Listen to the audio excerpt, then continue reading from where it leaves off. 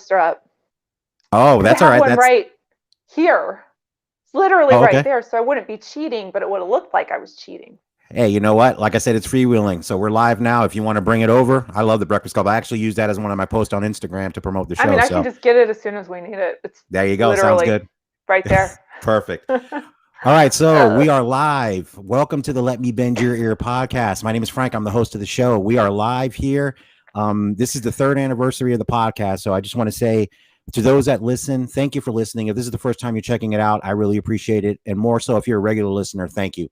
This has been a very rewarding journey for me, and I enjoy doing this every week. And now that I've added the live component and the video component, it just makes it even more fun.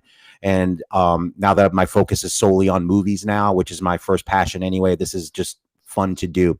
So when I was thinking about this third anniversary, I'm like, what am I going to do for the special episode? What I want to have somebody on, because normally I fly solo when I do this, when I do my movie reviews. And then I went back, and of course, Tucky Williams, I want to welcome you to the show. She came on about a year ago, about a little less than a year ago. And we talked about her movie and her challenges with her movie coming on and off of Amazon, and kind of how that had a happy ending. And she's got stuff on there now. I'm going to let her plug her stuff in a second. But the main reason I have her on is we had a great conversation during the podcast, but after the show was over, instead of just hanging up, Tucky's like, have a good night. Nope. She stayed on the phone with me, and we talked movies for another 15, 20 minutes. And it was fantastic. And when I was thinking about what to do with this episode, I'm like, she's going to be a great guest to bring back on, because she's a movie buff like me. And more specifically, she is an 80s movies buff. So I am of the age. So I'm an old man. So I actually was a teenager in the 80s when these movies came out. So the 80s are my wheelhouse.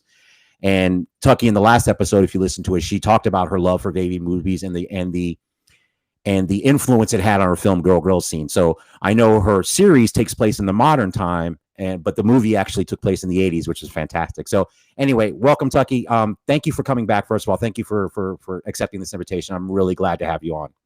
Well, thank you. It's an honor to be here on your third anniversary. Yay! Yeah, I'm so glad you asked me to be here and be a guest, and we're going to get to talk about all this fun stuff. Absolutely, our favorite movie. So let me start with the obvious question: why 80s movies for you? I think I'm assuming, and I'm not going to ask your age. I'm assuming you were more probably of a 90s movies growing up, probably at your time when those movies were when you were a teenager. But what is it about 80s movies that captivate you, that make you love them so much? What is it about those movies? Oh gosh, everything. I think they were just better then. I think I was thinking about this. Movies were just better back in the 80s. They kind of started to suck in the 90s. And seriously, if you go back and look, all these great films came from the 80s, and they had sequels and stuff that came in the 90s. But even the stuff that's redone in the aughts and the 10s, it's all based on stuff that came out in the 80s.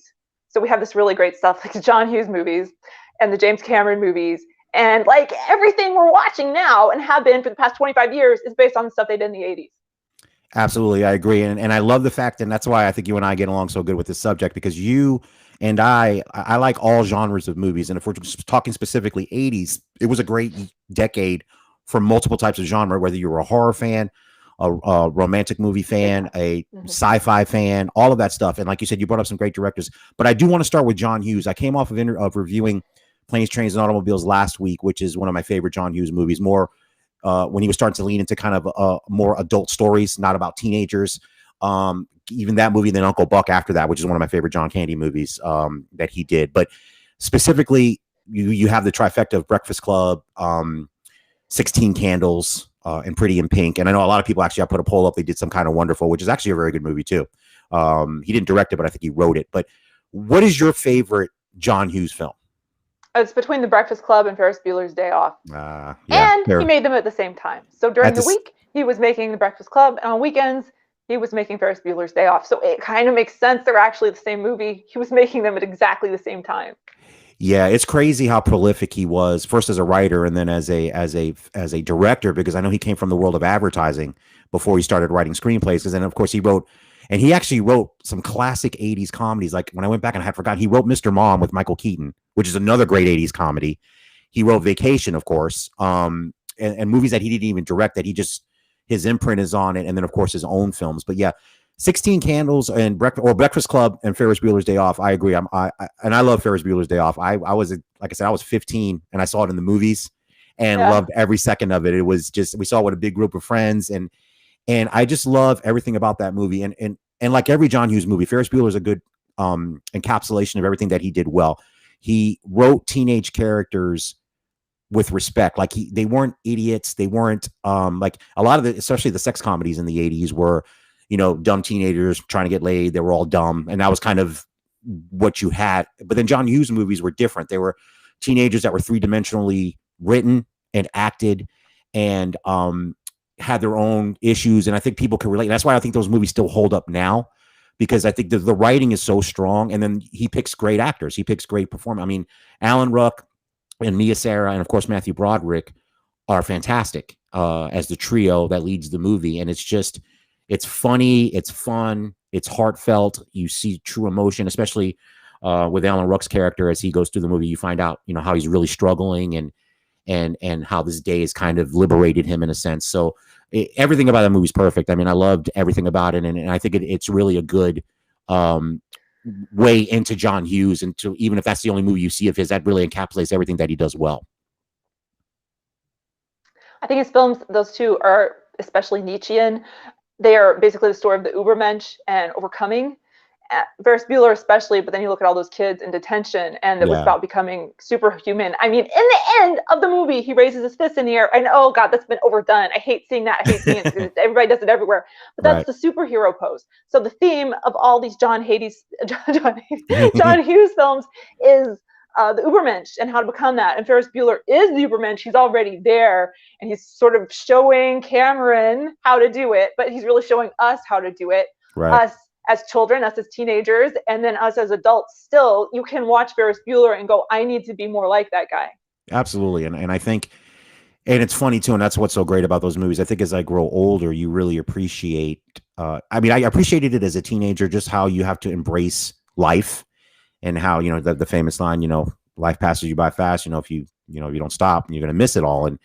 And that's a very profound thing when you think about it. It's wrapped up in a funny movie and stuff like that. But I think as you get older, you really realize how fleeting life is, and how easy it is to miss opportunities to embrace life in a positive and, you know, uplifting way. And I think that movie really does that. And even Breakfast Club, like you said, to a different extent, in a different way. You have people that are from differing backgrounds, of course, and you've seen that in movies 100 times. But the way he does it, and the way he evolves the characters throughout the movie, being in detention and how they end up at the end, to me, it feels organic. It doesn't feel rushed. It doesn't feel phony. It feels real. And that's why, like I said, I think those movies really transcend all of those movies of those types. Is the characters feel real. They feel like real people, like people that you would be friends with, or people that, you know, they don't seem like people on a movie screen. And that's why I think for me, it always impacted me very greatly. Any of those John Hughes films in different ways, even a dumb one like Weird Science, which is it's a ridiculous premise, but it's so well done and funny. And I mean, Bill Paxton being, you know, just the terrible brother, like that's not even a great John Hughes movie, but even that movie has great moments in it. And that's someone I know people don't talk about because it's not in the kind of the main best of his movies, but even that one's just ridiculously funny. And that's just the talent of John Hughes, I think, just shines through in all that stuff. Absolutely. He's really down there with his actors and he's working with them. And that's something I try to do as a director. Nowadays, it's called Video Village. And I get it. Why you're in there is because you want to see what's coming out. But he didn't do that. He was sitting with them. And that's what I tried to do. I know with Girl scene, if I wasn't in the scene, I was there with them. And I mean, I was like, I mean, you can't see me, but I'm right next to them on the screen. I'm right next to them. You know, I'm with them. If they had anything they needed, you know, if they didn't know how to play something, I was like right there to help them with it. And I was letting it, I brought this level of comfort to them. There wasn't this, usually when you're making this movie, right, there's this room full of people and they're staring at you. It's horrible. They're just Yeah. staring at you, waiting for you to do a good or a bad job. But I'm right there. It's like, oh, here. I'm not looking. No one's looking at you. Just here, and I'm not looking. Because you know you don't stare at them. You just kind of watch the scene. And so I try to do that when I'm making movies. That was my thing. When I heard he did that, I'm like, yeah, of course. And it's so hard not to get behind the camera, not to get behind the monitor and go, how is this playing? How is this coming off? It's always better to be there and talking to people. And I mean, if I had the choice between it looking good on the screen versus the authenticity, I mean, of course, it's the authenticity.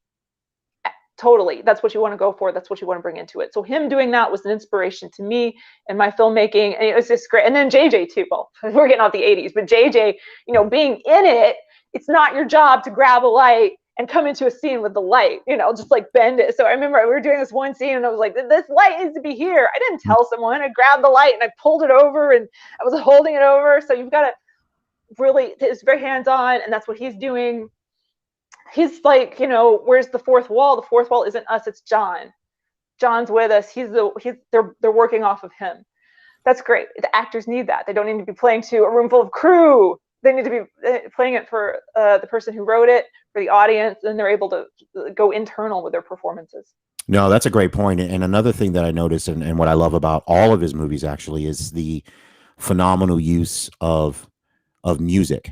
And I think that part of it is underplayed for him, because I know, you know, everybody talks about Martin Scorsese, another one of my favorite directors who makes phenomenal use of music in all of his films. But John Hughes, I think, is the equal to that. The songs, the pop song. Look, Don't You Forget About Me is one of the best pop songs of the 80s.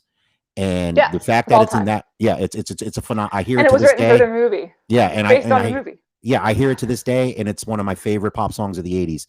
And I saw a documentary about Hughes, and I know music was an important part of the shooting process as well. He would play music all the time while they were shooting whatever movie he was shooting, and that informed the performances, that informed the movies themselves.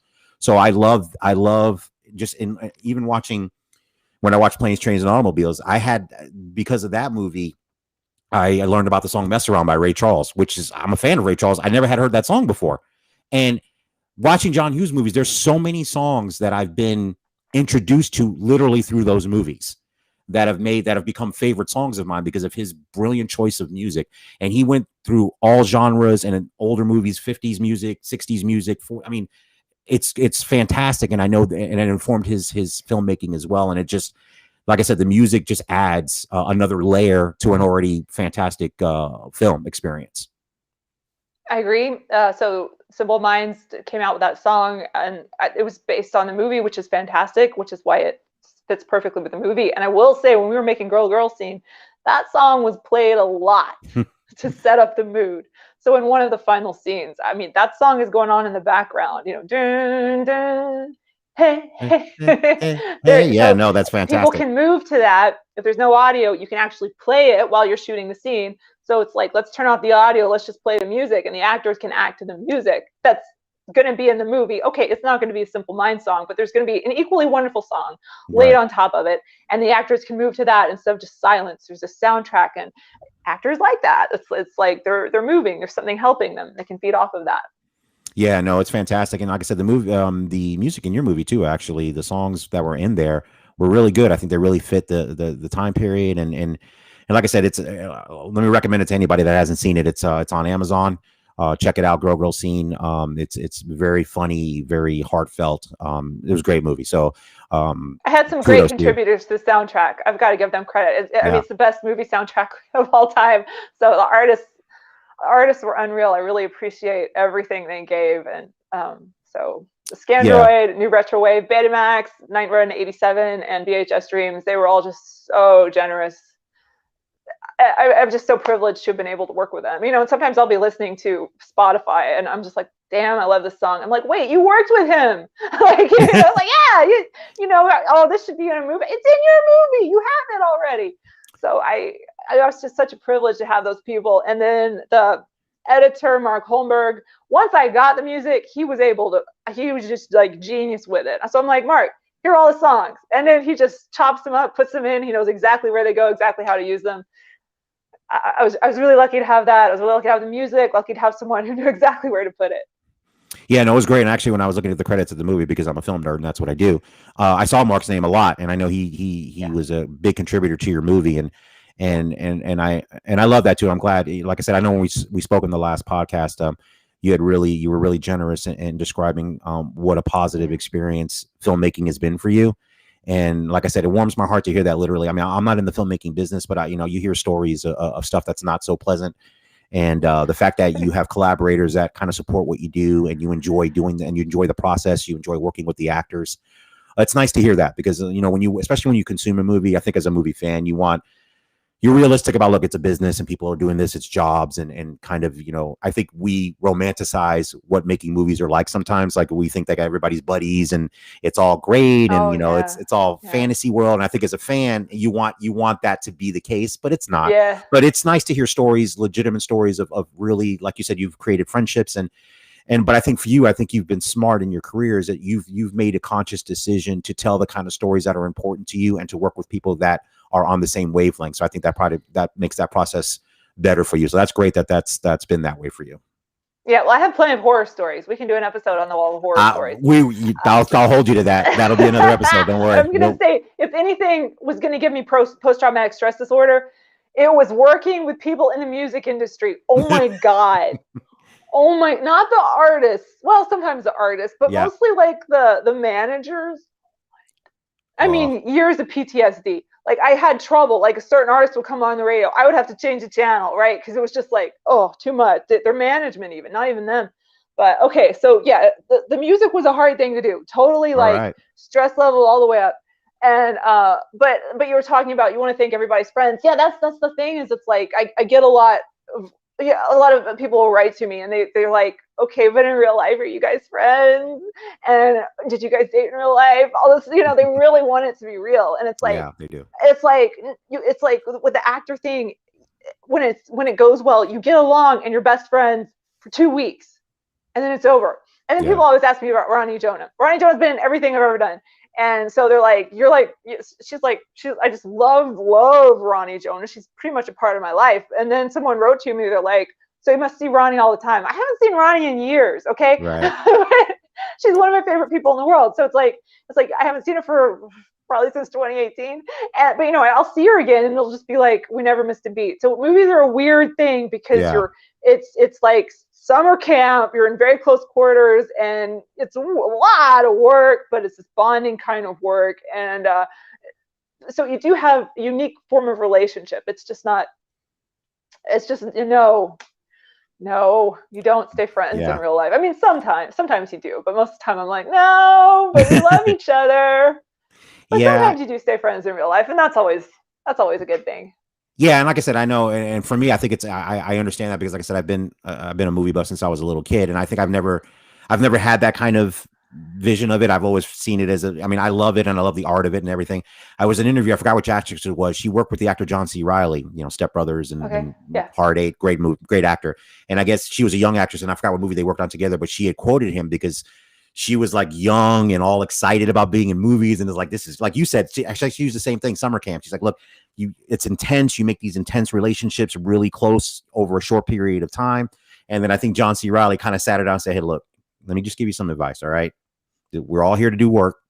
Don't get too attached to anybody, and you'll have a lot longer career. And I think he meant it not in a obnoxious way and not in a way to make it negative, but I think he wanted to let her to kind of burst, like, just bring it down a little bit, because if you think that's what it's going to be, it's not going to be that way. And you're going to be very disappointed. We're all here to work. We're all here to do a good job, to great performances. But then when it's over, we all move on to the next thing. And that's just the nature of the beast. Right. But then, if you work with good people, you can work with them again. Yes. Also, like, if you're having that kind of communication on a movie set, you're on a really good movie set. So I feel like people, either they've been in the business for a while and they go, oh my God, this is like the best set I've ever been on, or it's their first movie set. And I have to be like, okay, listen, this isn't typical. I've had to say that to some actresses. I'm like, I know you've had a lot of fun. This isn't going to happen again. You still got to be really careful. So I like it that people can come here, and I like it when people say that they've enjoyed themselves in spite of all the hard work. Yeah, absolutely. And I'm sure from that end of it, it's rewarding. And then obviously when you get the feedback, because I know it's got to be hard, especially with movies, it's not like being like a stand-up comedian where you get instant feedback. I mean, you shoot a movie over a short period of time, and then 6 months, 7 months, a year goes by before you find out, or how people accept it. So I'm sure that's kind of a weird experience as well, trying to make sure that those reactions, what are people a year from now going to think about what we've done? Right. So I'm sure that's crazy. Definitely. All right. So let's talk about some other 80s movies. So we've got John Hughes out of the way. So you mentioned James Cameron. Yeah. And it's funny, I have a kind of similar thing with James Cameron that I do with Quentin Tarantino. Okay. Terminator 2, even True Lies to a certain extent, and The Abyss, actually, which is an underrated film, I think, are phenomenal. I'm not a fan of Avatar. I've seen it. I think it's average. I don't know if you agree or disagree. And I know it's not an 80s movie, but let's go back to his 80s movie. So let's start with the first time I had recognized Cameron was the first Terminator. So phenomenal, a B movie done at an A level. And then he follows that up immediately with Aliens. So the sequel to Ridley Scott's Alien, which to me is one of the best sequels of all time. To maybe one of the best movies of all time. Yeah, it's one of my favorite movies. Yeah, so because first of all, you get Sigourney Weaver, who's always fantastic, and one of the best kick-ass female leads in a movie. And to this day, I'm still ecstatic that she got an Oscar nomination for that film. I know she didn't win, but the fact that she got it, to me, back in the mid-'80s was a huge thing because, one, it was a worthy performance of an Academy Award because she is the anchor of that entire movie, and she's phenomenal in it. Not the fact that she's great in Ghostbusters, which is one of my other favorite 80s movies. She's great there, too, because she's always great. But in Aliens, the relationship between her and the little girl, especially if you watch the director's cut that was released later, when they that's way better. Oh yeah, gosh, I tell people who haven't seen it, I'm like, no, watch the director's cut. Yes, really, the director's cut. Yeah, that's what I have. But there's a story behind that, which is that he had to cut it short. It was going to be the full 2 hours, and he wanted it that, and they said no, it has to be 90 minutes. So it wasn't a case of let's trim the fat here and kill your darlings. It was like, no, we had to take this good movie and make it shorter. So actually, in this particular case, you want to see the extended version. Absolutely, absolutely. And then the second thing I love about Aliens is you get full Bill Paxton. You do. Rest in peace. And he's just another great actor that just was great in everything. And he's just at his best in Aliens, though. Just the constant, we're all gonna die. This is not happening. It's just, I love him. I love him in every second that he's on the screen in that movie.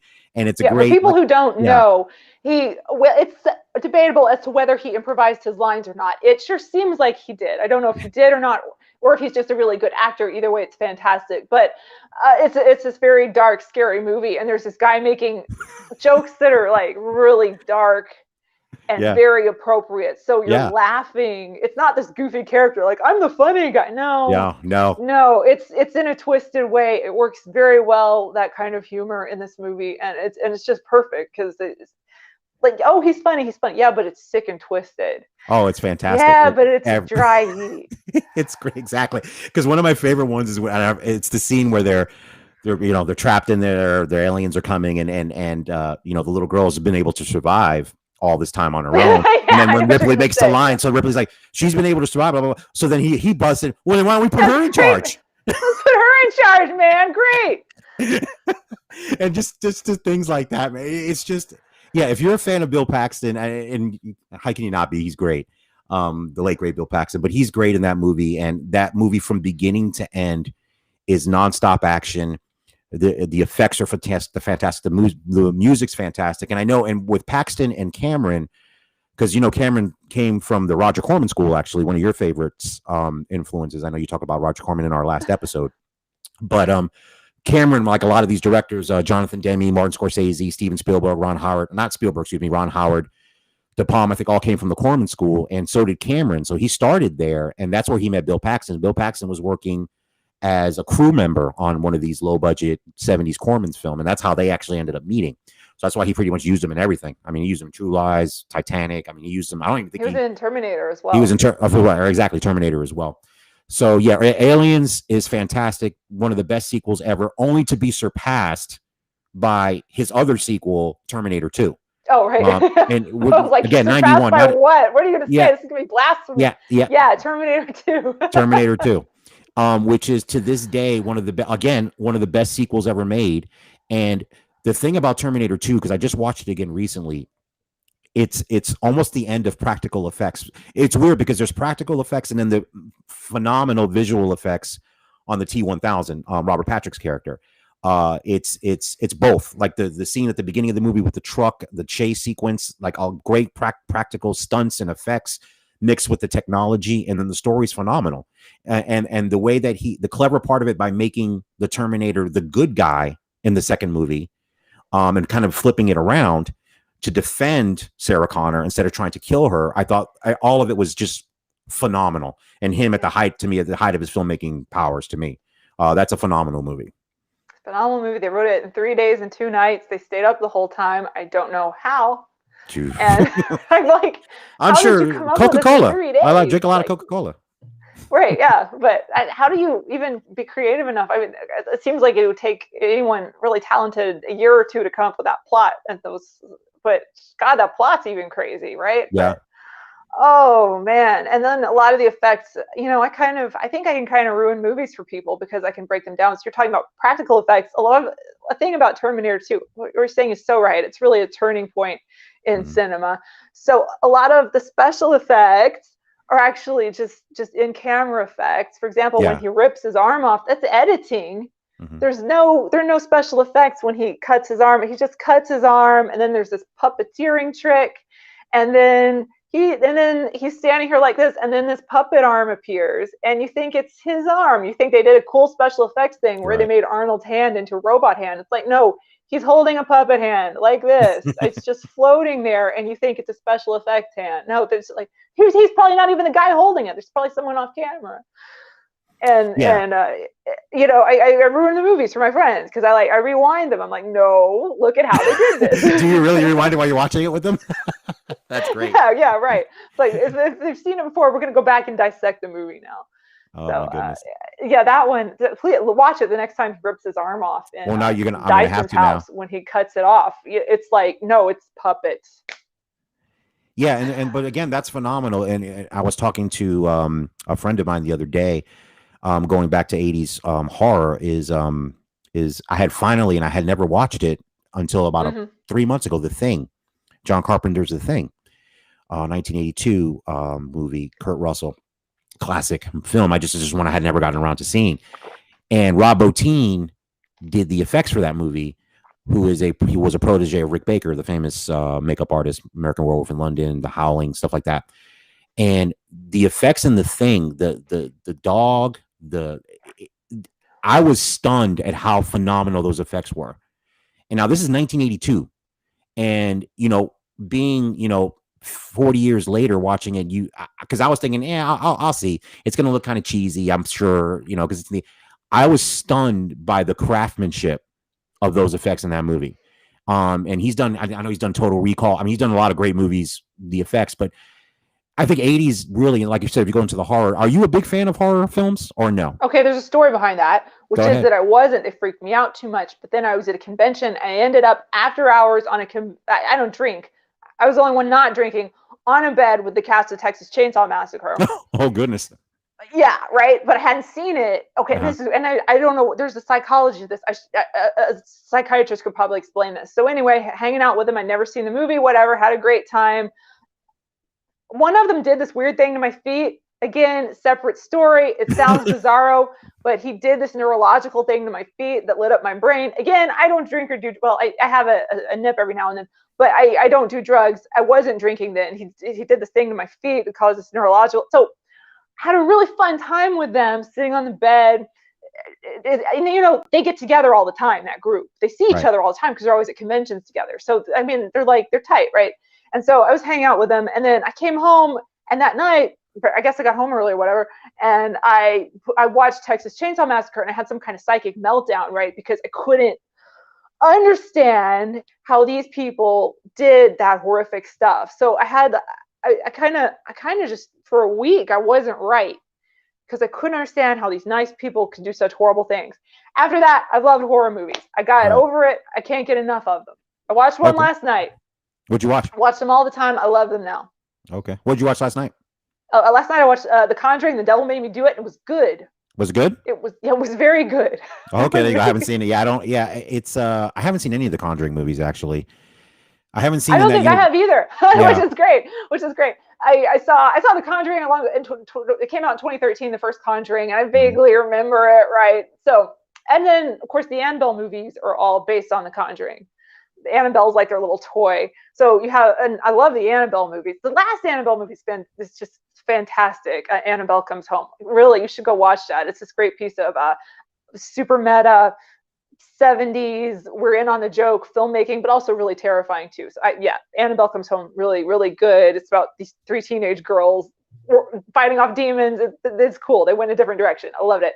And so this third Conjuring movie, it's amazing because it's the characters that are good. And when you have these really solid characters, they have like great actors. They have Vera Farmiga, and she's playing this really trippy, crazy lady. She seems so calm, and like it's this very subtle performance. If you're paying attention, I mean, the chick's nuts in her head, but this subtle performance, you see this, it's somehow coming out of her skin almost. She's playing calm and timid and all this stuff, but the psycho, you can just feel it. It's never acknowledged. She's the heroine, she's the good guy, right? But she brings so much to it with her talent and the writing, and then the music in that movie, the score in that movie was so good, because a lot of times these poor actors are having to sit there and go, oh my god, and they're not looking at anything, and because they're not looking at anything, and they're acting terrified, and you're like, oh, these poor actors, how are they doing it? So the music really adds to it when you can tell an actor's not looking at a thing, they're reacting to something that's not actually there for them.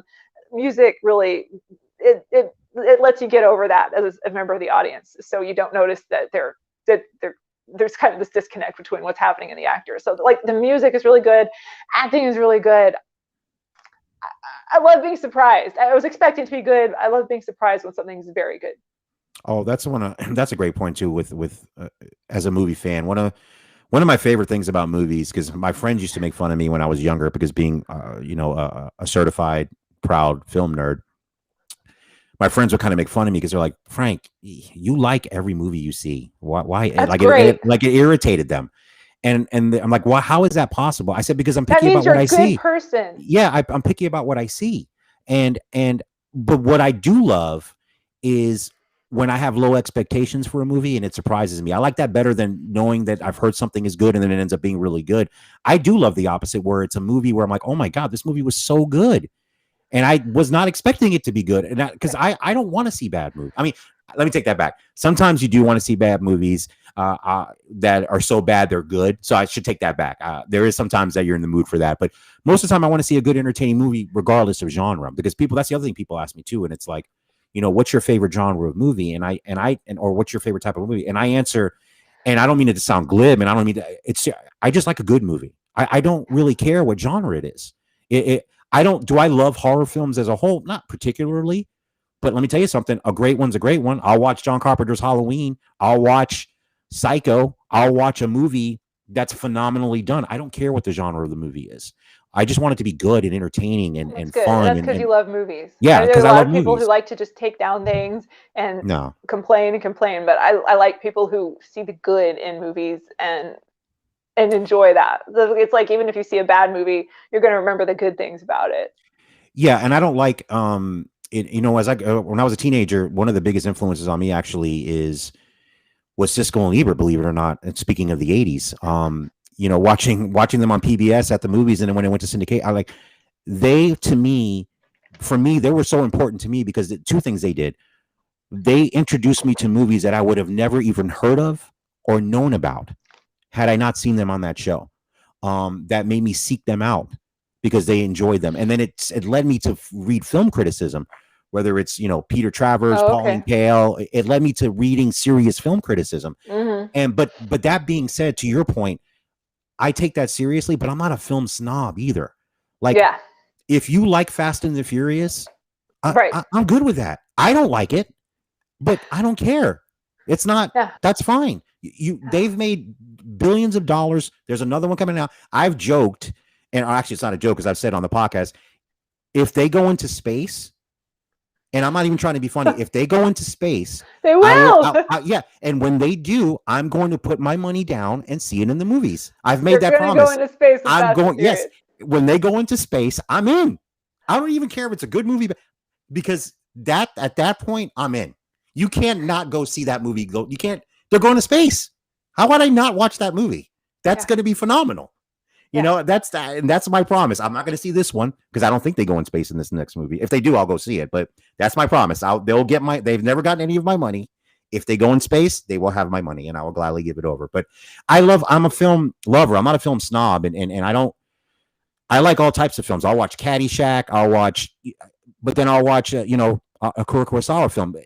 I like all of it. Like, it's because there's like any kind of, that's why I love movies as an art form, because it can go from anywhere bad, what you consider bad, to phenomenal, to offbeat, to, like I said, David Lynch, a perfect example. So, obviously Blue Velvet in the 80s was his big movie. I mean, and actually one of my favorite films of his was the Twin Peaks movie. I don't know if you watched the series, but Fire Walk with Me, the movie, a lot of people hated it, like with a passion. I loved it. You loved it. I did, and here's the reason. I loved it because the Laura Palmer character, the show takes place revolving around her murder, and then the movie kind of solves that, but really goes into the Laura Palmer, what happened to her, and what her life was. And I thought the movie was very harrowing. Like for a David Lynch movie, it was, because she suffered abuse, and for me, when I watched it, and maybe I don't know if that's what he meant, it was like a nightmare. Like the movie was a nightmare, her nightmare, and it was a visualization of her nightmare. And I thought it was just brilliantly done. That's the way I took it, and I could be wrong, but again, everybody takes it differently. That's why I've always loved that movie. It's disturbing, but it was something about it. But anyway, I don't know if you've seen it or what you think about it, but that's just one David Lynch one that I when I saw it, it stayed with me. I just thought it was brilliant. Yeah, he's interesting what he does and the way he chooses to do things, and the way he makes people so angry is probably the funniest part. But because it's so perplexing. But yeah, I think there's something to be said for not seeing those movies, because I've got to warn people, you don't want those images in your head. Yeah, right? Yeah, it's not for everybody. Don't see. A lot of times I say don't see those movies because you're not going to forget them. Yeah. Yeah. So just like Eraserhead, don't see it. See, I've never seen Eraserhead, and yeah, and then I you're probably gonna live a great life. You will die an old man, and you will not have any of those images in your head. I'm going to take your word for it. Yeah, because I've seen. Yeah, you don't need to see it. Yeah, I've seen Blue Velvet, and I'm not knocking the movie. It's a great movie. I'm just saying, you're going to lead a happy life. You don't need to see it. Yeah, there's things there's things in movies that don't entertain me. Actually, I was talking about it today. Actually, with a friend of mine. It's funny you say that. Like movies with not that I don't, but I like. We were talking about A Clockwork Orange. Speaking about a movie that not everybody should see, Stanley Kubrick. Right. I love that movie.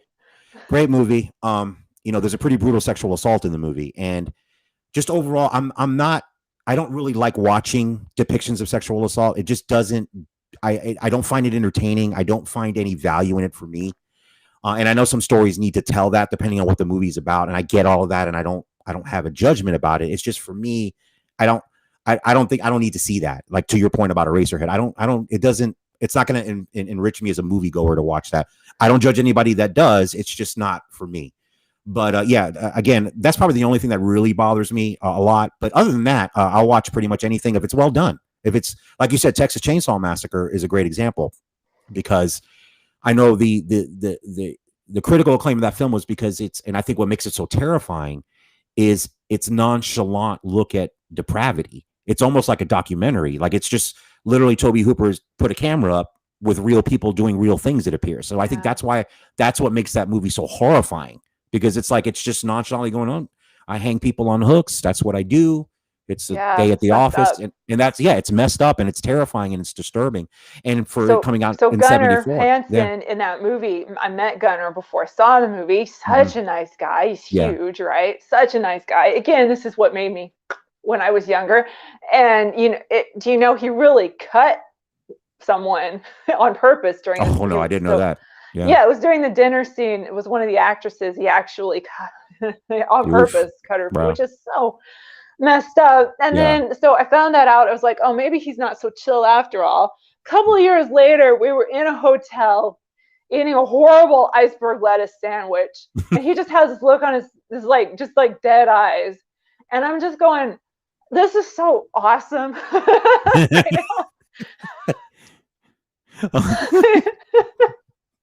I'm eating an iceberg lettuce sandwich with Leatherface. With Leatherface. Look, that's a story. I mean, that not many people can say they've had an iceberg lettuce sandwich with Leatherface. I'm not name dropping. I'm just saying this is part of the psychology. I could name drop all night, right? But the psychology of that movie messing with my head is here's this. He's just a dude, right? But then again, like with that movie, don't watch it. Yeah. Yeah, no, that's definitely when I try to, and I haven't had that many movies on my podcast that I reviewed that would fall into that category of but I'm with you. I'm like, look, or I'll give the disclaimer. Look, my famous is, look, this movie's not for everybody. So Oh, this is my I was disclaimer. thinking about Don't making a list of movies not to watch. you, They're actually okay. Like the movie wise, they're okay, but you don't want the image in your head. Like, yeah. I mean, I don't want to talk about this movie. I don't want to talk about it. Funny Games. I'm not going to talk about this movie Okay. ever. But Funny Games, just no. So I want to make a Funny Games list. Movies like that. Like Yeah. just great job, great acting. Oh, had this thing in the middle of it that was just such an inventive thing to do in film, and don't see it. Don't see it. This Just don't see it. celebrity, this Kumail Nanjiani, he tweeted, "Should I watch Funny Games?" And I didn't check. And then apparently, like, he got this huge response. No, Don't do it. don't watch that movie. Don't do. But you know what that happens though in the world we live in now. It's almost like we're all children. It's like telling a kid, don't do that. So of course that's what they're going to do because you told them Yeah. not to do it. So it means What's the if you're telling, Australian Outback horror movie? I can't think of the name of. Don't see that movie either. I told my dad, I was like, really, don't see the movie. Oh my God. He started watching it right away. I was like, we better wait until I leave the house because I don't even want to be in the room when this thing comes on. well, the best part is then they'll still blame you, even though you told them not to watch it. Because they'll be like, well, you watched it. Well, I wanted to check it out. They'll still blame you, even though you said, I told you not to watch it. I'm okay with that. Okay, I'm okay with getting blamed. It's like, I warned you. Oh, it's crazy. No, and like I said, but you know what though? Again, that's the beauty of movies though, because like I said, Texas Chainsaw Massacre. Look, it's lasted this long because a lot of people appreciate it for the whatever they appreciate about it, and like I said, it may not be my cup of tea, but again, it's a lot of people's cup of tea, and they and that's the great thing about just different genres of movies, and there's room for all of it, and that's what I love about it. As far as horror movies in the 80s, what do you like? What are your go-tos for 80s horror? Well, I think Aliens is one of the best films ever made. And I really kind of feel like in terms of all I have to say about 80s horror is Aliens. Right? I can't. It's actually more of a war movie, if you think about this. Mm-hmm. It's a military movie. It so is. I don't think we can call it a horror movie, but there are monsters from another planet. And but no, it's more military. I think you need to know. People who don't really. I'm like, Aliens is one of the best movies ever. They're like, I didn't see the first one. I'm like, it doesn't have. No. Don't see the first one. It's like another thing. Okay, it is. It's a different movie. Yeah, it's completely different. It has the same characters, same monsters. All right, but it's its own thing. You don't have to watch it first. Just jump into Aliens. Yeah, that's the greatest of the 80s. I think there were some others. They're coming in my head right now. Nothing compares to the brilliance of Aliens with an S. Whenever I write about aliens in an email or something, I put aliens with a capital S so that nobody thinks I'm talking about the other one. The other one, exactly. The Ridley Scott one. Let me ask you about one other 80s action movie, because this is one of my favorite stories for myself is RoboCop. Yeah. 87, Paul Verhoeven. So the funny story about RoboCop for me was this was the year. No, nothing bad. Story. It's got to be. Yeah, good. no, I didn't have a iceberg sandwich with RoboCop, so it's not that good. It was more funny. I was in New York the summer before it opened because I had graduated high school. This is why I remember this. So I took a trip to New York. Okay. And when you go to New York, I don't even think they have those anymore. Where you walk wherever you walk in Manhattan, and there would be all the posts up, because where you see fences. You even see it in movies where it says no posts. But then you would see like 50 posters of a movie that's about to come out. And I'll never forget, it's one of my film nerd memories. I'm walking down the street in Manhattan, and there's all these posters for RoboCop coming out whenever it was coming out later that year. Probably, I think it was coming out in the fall. And I see the poster, the famous poster, him coming out of the car and whatever I forgot what the tagline was for RoboCop. And I look at the poster, and I'll watch anything. And I'm like, so I'm looking at the title RoboCop, and I'm like, this sounds like the dumbest movie ever created. Okay, yeah. Why would anyone RoboCop? What are you doing? So this is in the summer. So 4 or 5 months later, the movie gets released. So what am I watching on TV? Siskel and Ebert. So they're reviewing. So like, we're gonna review RoboCop. So of course I'm sitting there like a schmuck going, oh, they're gonna kill this movie. They're gonna be like, why? This is a waste of film. Everybody wasted their time. Don't bother. So I'm waiting. I'm like, all right, I'm got my popcorn. I'm ready to go. I'm gonna see him rip this movie. This is gonna be fun. Yeah.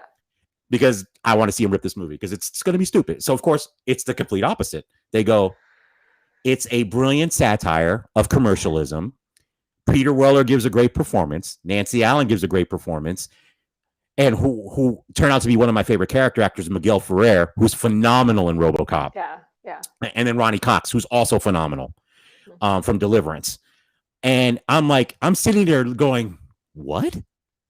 Am I actually going to pay and go see this movie? Are you kidding me right now? So they give it a great review. I go see it in the movies, thanks to them. And thank God, it's one of the best movies of the 80s. It's a phenomenal movie. And it holds up. It's so well done. It's ultra violent. Again, not for everybody, because I know the movie actually got an X rating originally for the violence, and then they had to cut it. But that movie's violent. Like, it's super violent. If you're not into violence, then yeah, just pass on by RoboCop. But there's more to it than that, though. That's the thing. It's a great satire on commercialism, on policing, on all this kind of stuff that's happening in the movie. And I know he did more of that on Starship Troopers, which I never saw, so I don't know if it's good or bad. I hope people love that movie too. But RoboCop, what did you think of RoboCop? Do you have the same thing about it? What do you think about that movie?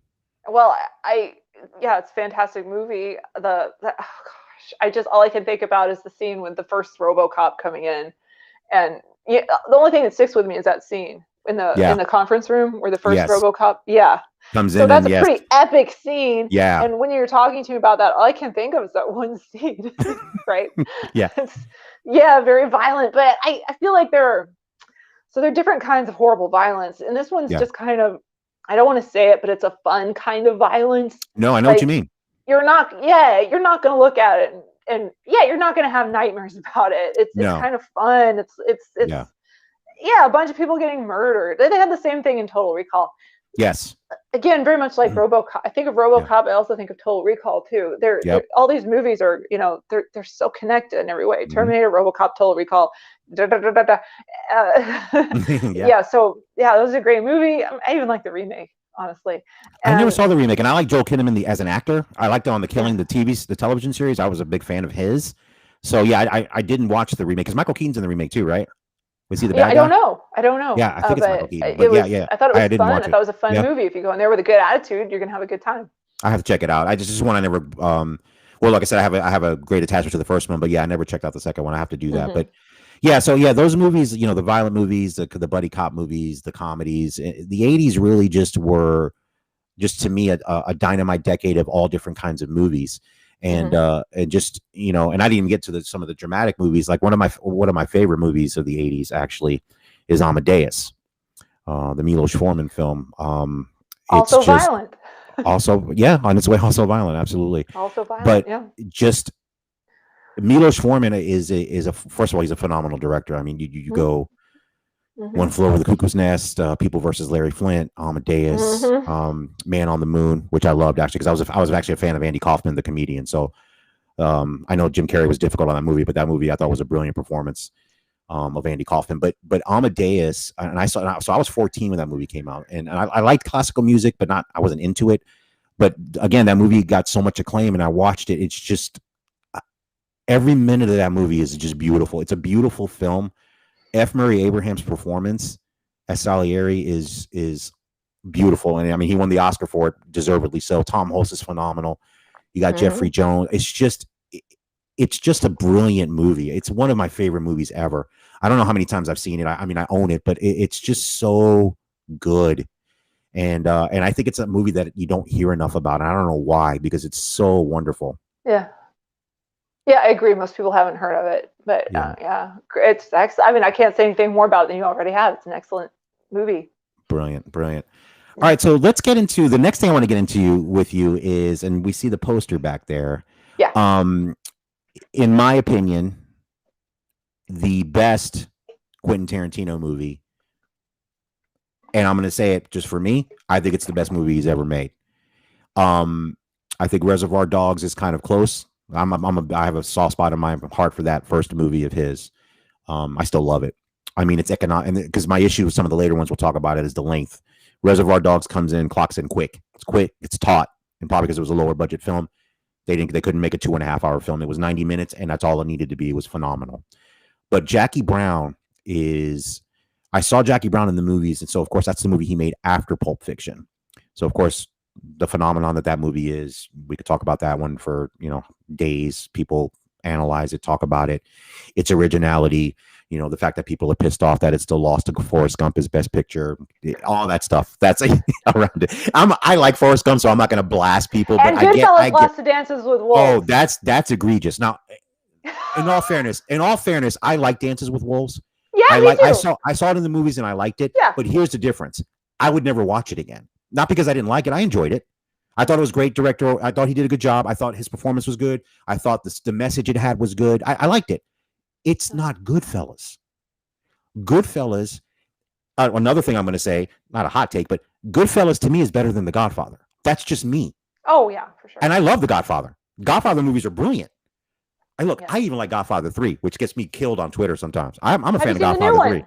I haven't seen the recut version or the added. Is it better? Oh yeah. I'm gonna check it out. I haven't had a chance. It's a completely different. Yeah, but I'm one of those fools. Yeah, I got excited. Yeah, it was that good. It's a completely different thing. Yeah. I'm one of the people who did not like Godfather 3. Oh, I'm the only one probably that liked it. I own the fact that I agree. Look, Sofia Coppola was not good. I get that. She was not good. So, well, she didn't want to be in it. Well, I know Winona Ryder had to back out for whatever she was some exhaustion. I know Winona Ryder was cast, and then she ended up backing out, so he just threw her in essentially at the last minute. Right, and she didn't want to do it. And but he's re-edited it. Her performance is good now. That's fantastic. He made it good. So that just shows you how important an editor is. Sure. In an acting performance. There are a lot of, there's some actors who have been in my movies that think they did a good job. And I want to be like, actually, you owe the editor because you didn't give that performance. Mark Holmberg and I stayed up really, really late, a lot of nights, giving you that performance. That's where that performance came from. So if you want to see how an editor makes when Lupita Nyong'o won her Oscar, she thanked her editor, and everybody's like, why is she thanking her editor? Yeah, but you need it. So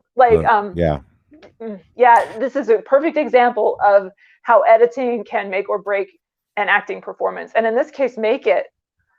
That's fantastic. Please watch it again. Even the end. I will. I will watch it. Yeah. It's just a different movie. It's a different thing, and.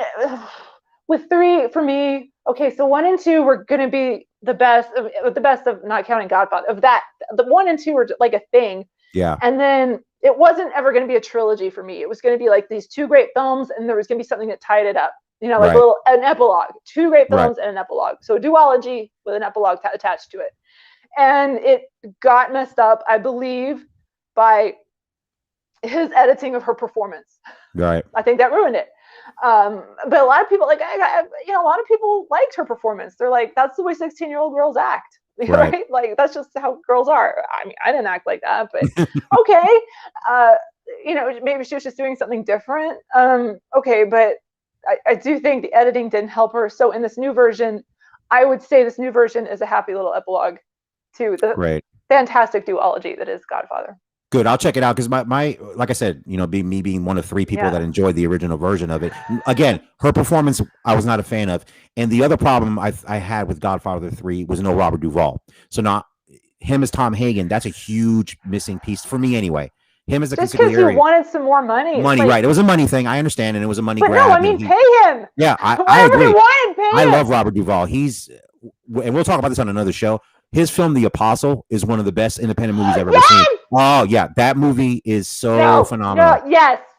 Thank you. Yeah. Stop the show. Everybody out there, see The Apostle. I've never met anyone else who's seen The Apostle. Yes. I saw it in the movies.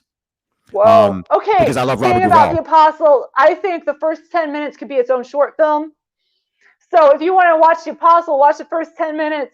That's an excellent short film. It's about a car crash and death and Christianity and evangelical Christianity. Yes. And if you like those 10 minutes, guess what? There's a whole movie based on it. Oh. And at worst, you've seen a great 10-minute short film. The Apostle is. I still think about that, and I still don't know what I think about that movie. I still don't know what I think about that character. That's the whole point of it. Yeah. He's a super crazy evangelical Christian. Yeah. With a dream. Yes. And it's a great. And this is the thing, and you can tell a religious story and just be gripping. Like for him, it's it's sin, redemption, and you don't know where and that's what I love about that movie. Well, first of all, his performance is brilliant. The fact that he directed it and acted in it is phenomenal. And like I said, I'm a huge Robert Duvall fan. I'm a huge old school actor fan. Three of my favorite actors of all time are Paul Newman, Robert Duvall, and Gene Hackman. Okay, Those are like my Mount Rushmore of actors. And Robert Duvall, yeah. So if you get nothing from this podcast out there, anybody that's watching or listening, pick up The Apostle and watch that movie, and then you can thank us later. It's phenomenal. You won't regret it. I don't know if he still is, but he was listed in the Guinness Book of World Records as the greatest actor. I don't have a problem with that. Look, he was great in To Kill a Mockingbird. Go watch him as Boo Radley. You want to start seeing him at the beginning. He was still great in that phenomenal movie. But yeah, The Apostle, great. So yeah, I'm glad we got off on that, and I'm glad you've seen it as well. You're the other person I met who's seen the movie. It was I watched it one night and went to my parents' house. I said, we're going to watch The Apostle. They're like, what? Yeah. Who are you? But you know what? Like I said, who likes gangster movies and action movies, and you want what? And then even after it was over, they're still like, who are you? Wow, yeah. You get to watch a master at work, though, which is always a beautiful thing to do. But back to Godfather 3, it was missing Robert Duvall, and what I liked about Godfather 3, which I thought was the strongest aspect of that movie, and I will watch the recut, is that they portray the Vatican as big as gangsters as the mafia, which I thought was a great third part to it. Like I said, I never expected it to be as good as part 1 and part 2. I know some of the backstory of the movie, ironically, about money. I think Coppola did the third part a lot for money. I know he was struggling for money. This was a huge payday to revisit Godfather. Was in a weird place. Was in a weird place. He lost a bunch on what's that? Crazy Hearts. Yeah, I think so. He lost a bunch on that movie, and so So production company was in a bad place. It was in a bad place, so he did it. And which look, it's his movie. I don't care. I don't even care what the reason was. So, like I said, again, I know I'm in the minority of people that liked Godfather. Look, I didn't even have a problem with George Hamilton, even though they had him to replace Robert Duvall, who's irreplaceable. I didn't even have a problem with George Hamilton. But that's just me. Again, I know I'm on an island on this one, so I understand that. I'm with you on that one. Yeah, so it's great, but but Goodfellas, not an 80s movie. It was shot in 89, so we'll call it an 80s movie for that. But the fact that first of all, it's better than The Godfather. I think it's the best gangster movie ever made. It's my favorite Scorsese movie, by far. I've probably seen that film at least 35 times. And I'm probably underselling it. I've probably seen it more than that, actually. Oh, yeah. But it's just a movie you just put on. And speaking of editing, right, and it's not an accident that Thelma Schoonmaker has edited every film of his since Raging Bull. No. Oh, yeah. Her editing. Because she's a brilliant editor.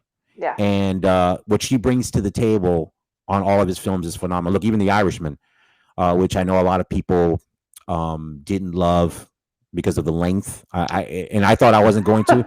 I actually enjoyed it for a couple of reasons. I think it's a valid criticism. I don't disagree with it. I didn't find that to be an issue. I thought I would.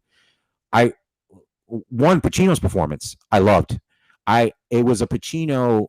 It was a dialed down Pacino, which I actually liked. Like, because I know Pacino in the last his kind of over the top performances, and sometimes it's great. You watch Devil's Advocate, it's fun. But he's over the top, and that's kind of the point. But in The Irishman, I thought he was great as Jimmy Hoffa. De Niro was fine. It was great to see Pesci. I loved Pesci in The Irishman because it was he was almost playing against type in what he does in Scorsese movies, especially if you compare it to Goodfellas. It was the complete opposite of that performance. It was an internal, very calm, very measured, and I loved it. Loved that performance. No, I'll say why I stuck my hand up is because I couldn't see those performances because all I was seeing was the deep fake. The de-aging. I agree. And like I couldn't, and then the way they color corrected so the deep fake would look more real, and then made it very muddy. So it's not a criticism of the film at all. I just honestly, I just think they should have had the old guys. I mean, just have them play 40-year-olds. Big deal. I wouldn't have cared if at his age Al Pacino were playing a 35-year-old Jimmy Hoffa. It wouldn't bother me a bit. But the deep fake, I think it was deep fake. They say de-aging. To me, it looked like deep fake of them with their younger selves. I couldn't enjoy the movie. So you're sitting here, you're telling me about what a great performance it was. I'm like, oh yeah, I remember that. But I couldn't get into it. And it was just because it was an uncanny valley, and I couldn't relate to them, and there was no connection there for me. So but I feel like the people who could connect to it really did enjoy it. So it's two groups of people: the people whose brain rejected it, and the people whose brain accepted it. So if your brain accepted it and you liked it, yeah, totally. Yeah, and I think for me, I actually kind of had both reactions, because I completely agree with you. When you first see the de-aging, especially I think on De Niro, it wasn't the greatest. The other ones I thought were a little bit, but De Niro was distracting at first. I agree with you. I think I just kind of got used to it as the movie progressed. Okay. But no, at first it was jarring. I'm not going to lie. And it's funny because Spike Lee on The Five Bloods, if you've seen that movie, he had the actors just play. Yeah, he made the decision. That was fantastic. Right. And I think some people are like, well, I mean, and they're way older. They're playing like 20, 21-year-olds in Vietnam, which is another great movie I recommend. And it worked. It worked. And also, when you're that age, an actor that age is going to be a better actor than he was in his 20s. Yeah. No matter who it is. So you get better performances too. Yeah, absolutely. And the fact that Delroy Lindo didn't get an Oscar nomination was criminal. Well, we know why he didn't. So that actually angered me. Like that was one of the best performances I've seen in years in any movie. And he was and Delroy Lindo's always been a great actor. He's great in Crooklyn, the older Spike Lee movie. He's great in that movie. Yeah. But his performance was unbelievable. And I'm still very upset. Also with Chadwick's. I mean, yes, no, absolutely. And then Chadwick at the end, just like, I'm not a crier, but at the end of that movie, I mean, Chadwick just made me break down, right? Yeah. I mean, he should have gotten the Oscar for that, right? He didn't win it for this year for Ma Rainey, but he should have won it for that movie. Yeah, that's one of my and I'm a huge fan of Spike Lee, his earlier work too. But that's my favorite. I haven't seen BlacKkKlansman, but The Five Bloods is the best Spike movie I've seen in years. Like it's phenomenal. I loved everything. Well, I think you would like BlacKkKlansman quite a bit. Yeah, I have to watch it. I heard it's great, and I want to check it out. I've seen it a lot. Yeah, and I like John David Washington. The movie a lot. Yeah, I have to rewatch it. All right, so I know I got sidetracked, but I think on a good way. I want to get back to the best Quentin Tarantino movie, Jackie Brown. Yeah. So Jackie Brown, of course, is kind of an outlier for Tarantino because it's adapted from another work. So Run Punch, the novel by Elmore Leonard. I think it's the only movie where he's adapted another story. I think everything else has been original of his. It's just a great movie. It's just, you get 70s Pam Grier, you get 70s Robert Forster, and it's just a beautiful. I love Jackie Brown. I don't even know where to start with it. I'm gonna let you start with it. And then I'll just go with you. We're talking. We should say why we're talking about it. One is every single interview I've done on video. This is my bedroom, and this is the poster of my bedroom. So this is how you know to talk about this one. The other reason you know to talk about me is I talk about it on your next favorite movie podcast with Josh. Hey Josh, and so he had me talk about it being my favorite movie. So that's how we know that I'm the girl to talk to when it comes to Jackie Brown. So yeah, Jackie Brown's the best because. Help me. I'm speechless at the moment. Well, let me start. I'm going to start with Robert Forster first. I'm going to leave Pam Grier last. Yeah. And I'm going to go to TV a little bit. So Robert Forster was in Breaking Bad. If you watch that show, for people out there that watch that show, Walter White, meth, all that stuff, brilliant television series. Robert Forster came in the last season of Breaking Bad, and his character was a character that got people to be missing. So he changed your identity, give you all this stuff. He was in 2 episodes of Breaking Bad, just 2, and was captivating. And he's in Better Call Saul. And of course he is. Don't even get me Better Call Saul, one of the best shows on TV. You and I are on the same wavelength. I love that. I cannot wait for the last season. I'm kind of torn. I don't want it to end, but I think it's going to be brilliant. I can't wait to watch it. It's going to be brilliant. It's going to be brilliant. And in Better Call Saul, which was always great to end, because I know he did the El Camino movie, and then of course, unfortunately, he passed away. He gives such his way of acting is understated and it's old school, and I love that about him.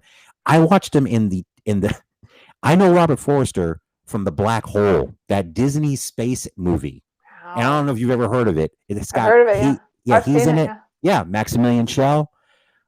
It's, most people think it's a terrible movie. I love that movie. It was a bad attempt to go after Star Wars, because I think it came out in 78, like the year after Star Wars.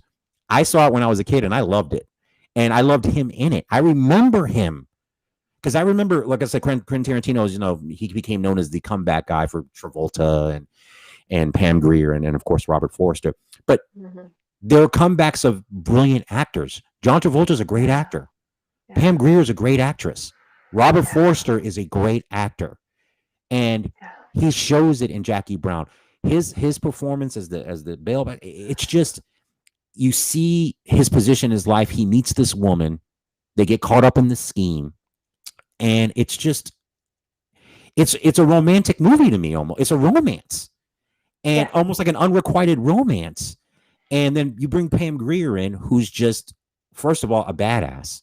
Just when you see her come on screen, look, when you see the opening shot with her going down the conveyor at the airport, the Jackie Brown thing comes up, the music, you're talking about the first 10 minutes of the movie, the first 30 seconds of Jackie Brown. Oh, yeah. Just sets the mood. And then it just goes from there.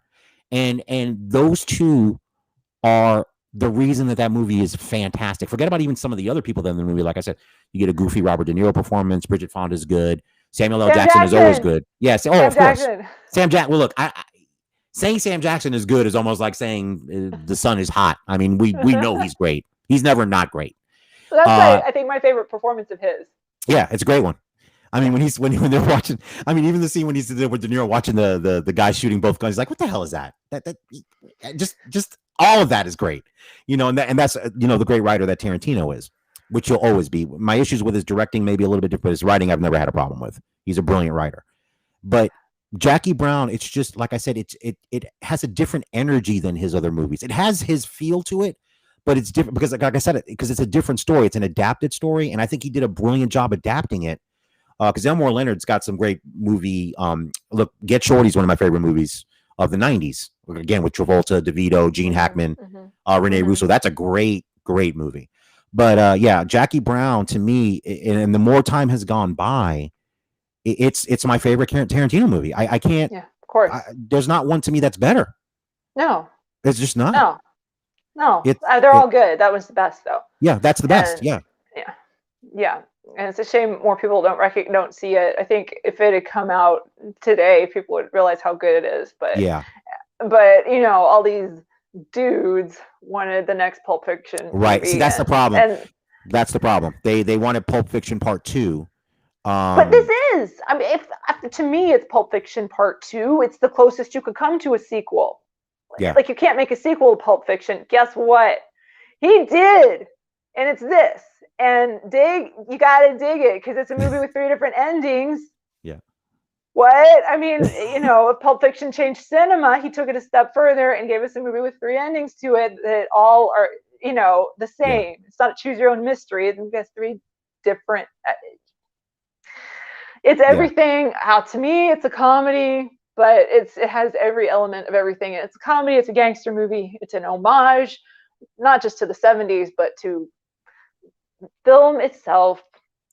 And yeah, exactly. And that's the thing about Quentin that I do love. I love, that's the thing. He's a lover of movies, and that I can always appreciate that. Whether I have issues with his films or not, I can always appreciate the fact. And look, my issues with Once Upon a Time in Hollywood notwithstanding, the thing that I do appreciate about Quentin Tarantino, and this is an issue I've had, just an overall thing. Look, I love comic book movies. Like the next guy, I'm a big fan of Marvel films. I love them. But the double-edged sword of that is you don't get, and this is another thing the 80s did well too, or even the 90s, you don't get R-rated adult dramas anymore in theaters. Oh yeah, they're just not there. They're in streaming. Yeah. You can find them in streaming, and that's great. And it's another place to watch movies. Look, I'm all for as many places as you can to find movies, especially movies that don't get the distribution and the exposure that they would deserve. So I get that, and I embrace that. But unfortunately, and you don't get that in the theater. And I do appreciate the fact that when Tarantino makes a movie, it's an event, and it's not a comic book movie. It's not a sequel. It's not a property that's already been remade before. Yep. So I do appreciate that about him, and I think it's important. So like I said, even if I'm not, if I don't think the films are as great as they used to be, his importance to cinema, I don't ever dispute. It's great that his movies, and like I said, it's the thing about Once Upon a Time in Hollywood specifically, the production design is phenomenal. The music, of course, that he picks, another one that picks great music. And like I said, I walked out of Once Upon a Time in Hollywood and immediately said, and I swear to God, I said Brad Pitt's going to win an Oscar. I knew it from the second I walked out of that theater, because that's the best I've ever seen him in a movie, and it's not even close. And I have issues with Once Upon a Time, not his performance. His performance in that movie was phenomenal, and I'm like, that dude's going to win an Oscar. I'm like, that's just done. And like I said, when he got nominated, I'm like, oh yeah, he got nominated because he's going to win, because that's the best performance in a movie I've seen in a supporting role. It's not even close. And DiCaprio was great. His scene when he breaks down. That. Yeah, when he breaks down after he messes up that scene and basically he's almost suicidal, that's some brilliant acting and brilliant writing. And then when the little girl confronts him and he loses it. Unbelievable. Yeah, he's pinching his tears. Yeah. And great yeah, and that and look. And his face in the bowl of ice. He got me. I forgot about that actually. But and Margot Robbie's performance, because my issue with Once Upon a Time, one of my issues with the movie is the Charles Manson story to me didn't need to be there. I thought it was irrelevant to the story, other than to bring Sharon Tate in. And one of my favorite scenes in the movie is when Sharon Tate goes to the theater to see herself on the big screen. Because I always thought when I saw the movie, it actually maybe ironically it was an odd choice, but I thought of That Thing You Do, the Tom Hanks movie. Oh, I'm doing the Sharon. We're talking about Quentin. The feet, yes. Go ahead, please do. Yes, I've heard that he has a thing with feet. I don't think that's true. I don't know whether to get that information. No, it can't possibly be true. I've never seen Uma Thurman's feet anywhere. I've never seen. No, I don't know what you mean. I've never heard of feet in there. But yeah, but again, he what I loved about that scene was the conversation she has. So she, it's almost one continuous shot. So she goes in to buy the ticket. She talks to the ticket seller about the fact that she's in the movie, and just in a very genuine, just like she's overwhelmed at the fact she's actually in a movie, and it's weird for. And then she goes in, talks to the concession person, then sits down and watches the movie. And it made me think of That Thing You Do, the Tom Hanks movie, because I love movies because I think, and I'm not an artist that's created something that people have watched, but I always feel that moment when you create something, whether if you're a musician and you hear your song on the radio for the first time, or you're a director and you see your movie on the screen for the first time, or you're an author and your book is published and somebody buys it or wants you to sign it. To me, that's the purest moment, I think, as an artist. And that's a moment that you only get once. And I think it's something that you always remember, whether you're successful or not successful, you can always picture that moment. And I think That Thing You Do does it when the band hears a song on the radio for the first time and they just over the moon, and then her character. And I just, for some reason, things like that, that always moves me in movies, because that game is such a hard racket. Being an artist, being a performer, that's such a hard business filled of rejection. And that's all basically 90% of it's rejection. So when you're accepted in that way and then you feel it, it's always, to me, it's always been resonant. So that's what I loved. And that's what I love about Quentin. Like I said, the parts are greater than the sum with him, with me. Like, there's brilliantly written scenes in all of his movies that are just beautifully written, beautifully acted. It's just sometimes the sum of it I have some issues with. That's really my issue with Tarantino lately, not at the beginning. Interesting. Yeah. Interesting. So. But so that's so again, Jackie Brown's the best movie. I definitely agree with that. And it's just, and I love talking to you about this. Like I said, I could do this for hours. This is phenomenal, and I appreciate it.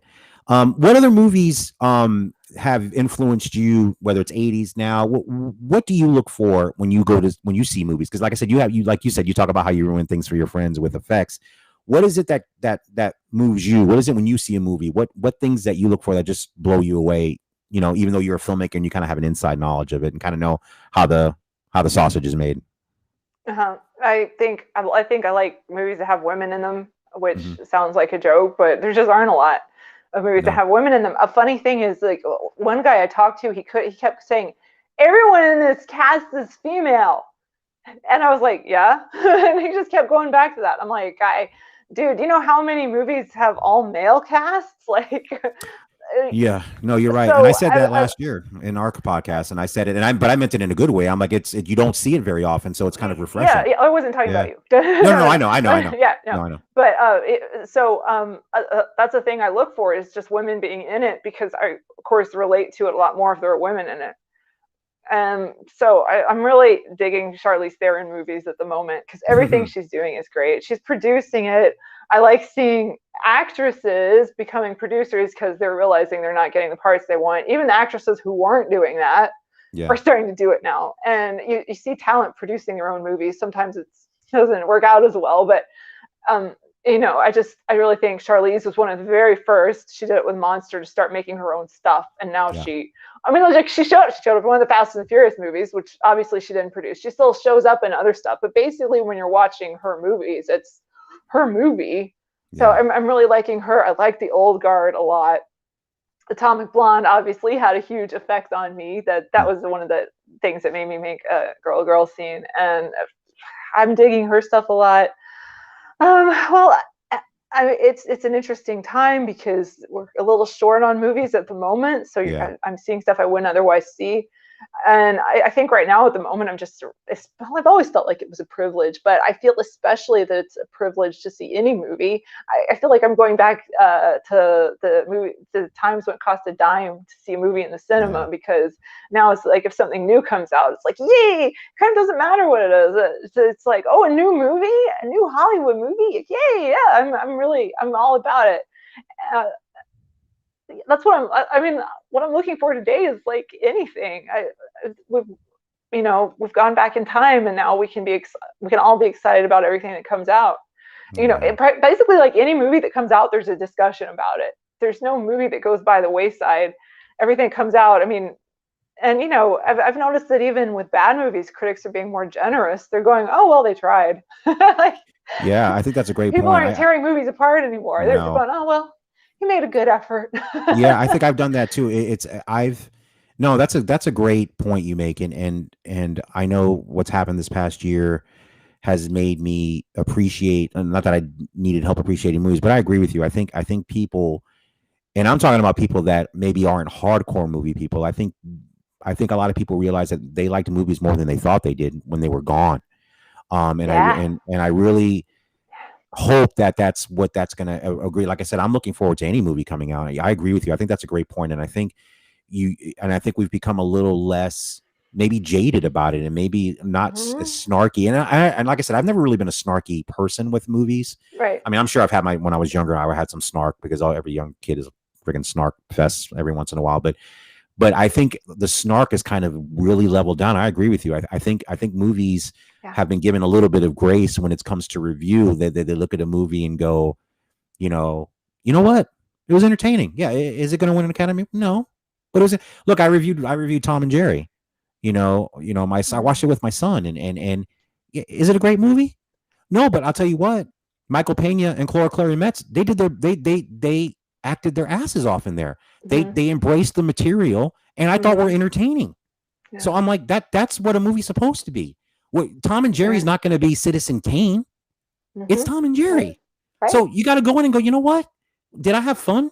Did my kid have fun watching it? Did some of it make me laugh? And those are two really good actors that have been in serious films. Yeah. And they came to this project, and I think they took it seriously. Like, you know what? We're gonna do our best here, and we're gonna act, and we're gonna have fun. And I appreciate that. I do, because they could have just phoned it in. They could have just said paycheck, and I didn't feel that at all when I watched Right. that movie. Yeah, is it a great movie? No, but it was entertaining, and Yeah. I would recommend it for families. So I think people are, and whatever the genre of movie, horror, drama, I think they're embracing the fact, you know what, we get to go to the movies again. We get to Mm-hmm. get movies coming out now, big movies coming out. Like I said, back to Fast and Furious. Those movies aren't for me, but I'm glad those movies are coming out, because there's going to be a crap ton of people that are going to go see it, and they're going to have a blast just like they had in the other 8 movies. And good, that's good. That's a good thing. So yeah, it's a great point you bring up. Yeah. I have That's to fantastic. go. Okay, no, yeah, Go. yeah. Let's wrap this up. This is I so want to sad. thank. I have to go. But No, again, we'll do this again. congratulations on 3 years. Yes, no, thank you so My much. God. I Good for appreciate that. you. Thank you. I'm very proud of that, and hopefully we'll have 3 better years, and we'll have you back. And like I said, thank you for doing this. Like I said, you've Thank been you one of for my inviting me. yeah, It's you've been really one of an my honor favorite that you brought guests. me in here just to talk. Oh, it's That's the what I best. like to do, is talk movies. Absolutely. So before you go, I want you to plug anything real quick, and then we'll wrap it up. Girlgirlscene.com, daggerkiss.com. 2 great movies, 2 great TV series. You'll like it. Awesome. Thanks again, Tucky, and everybody out there that's watching. Thank you. Like I said, the audio version will be up soon, and you'll be able to see the video on YouTube and on Facebook. Thanks, everybody. Take care.